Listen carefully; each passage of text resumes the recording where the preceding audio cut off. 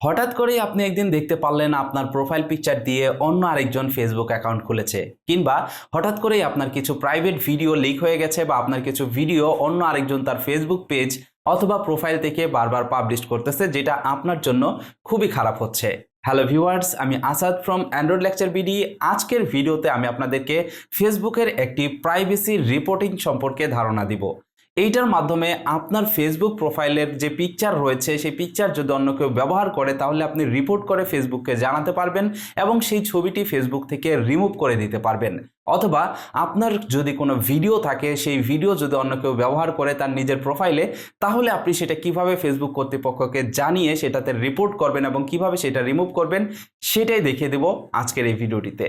অবশ্যই ভিডিওটি শেষ পর্যন্ত দেখবেন, বুঝতেই পারছেন ভিডিওটা খুবই ইন্টারেস্টিং একটা ভিডিও। এবং এই ধরনের গুরুত্বপূর্ণ ভিডিওগুলো পেতে আমাদের ফেসবুক পেজটি এবং আমাদের ইউটিউব চ্যানেলটি সাবস্ক্রাইব করে আমাদের সাথেই থাকবেন। তো ভিউয়ার্স, চলুন শুরু করা যায়। ফেসবুক ব্যবহার করার সময় হঠাৎ করেই যদি আপনার নিজের ছবি বা ভিডিও আপনার সামনে চলে আসে যেটা অন্য কোনো ফেসবুক প্রোফাইল কিংবা পেজ থেকে প্রকাশ করা হয়েছে, তাহলে আপনি সাথে সাথে সেই লিঙ্কটিকে কপি করে নেবেন। কপি করার পর আপনি যে কাজটি করবেন, চলে যাবেন আপনার ফোন থেকে গুগলের ক্রোম ব্রাউজারে। গুগলের ক্রোম ব্রাউজারে যাওয়ার পরে এখানে অবশ্যই facebook.com-এ গিয়ে আপনার নিজের যে অরিজিনাল ফেসবুক আইডি রয়েছে সেটাকে লগ ইন করে নেবেন। তারপরে আপনি গুগলে চলে আসবেন। গুগলে চলে এসে এখানে সার্চ করবেন রিপোর্ট এ প্রাইভেসি ভায়োলেশন। এটা লিখে আপনি সার্চ করবেন তখনই আপনি দেখতে পারবেন সবার উপরেই রিপোর্ট এ প্রাইভেসি ভায়োলেশন নামের একটা লিঙ্ক চলে আসছে। আপনি জাস্ট এখান থেকে এই লিঙ্কটিতে ক্লিক করবেন। লিঙ্কটিতে ক্লিক করার পর আপনি দেখতে পারবেন আপনার সামনে ঠিক এরকম একটি ফর্ম চলে আসছে। এবার জাস্ট আপনি নিচে থেকে সিলেক্ট করবেন what are you trying to report.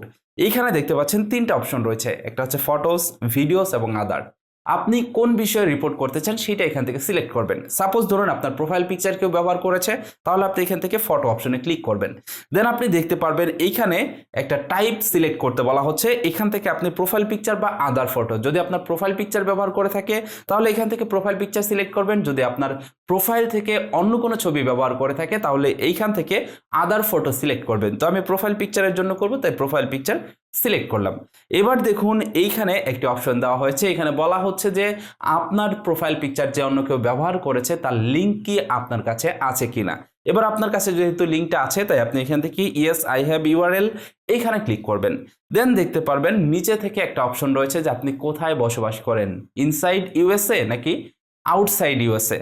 তো এইখান থেকে আউটসাইড দ্য ইউএস এটা আমি সিলেক্ট করে দিলাম, যেহেতু আমরা বাংলাদেশে থাকি বা ইউএস এর বাহিরে ইন্ডিয়াতে বা অন্য কোনো দেশে থাকি, এর জন্য আউটসাইড ইউএসএ দিলাম।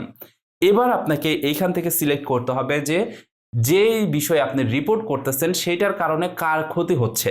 এখান থেকে দেখতে পাচ্ছেন মাই প্রাইভেসি, মাই চাইল্ড প্রাইভেসি এবং অ্যানাদার অ্যাডাল্ট প্রাইভেসি।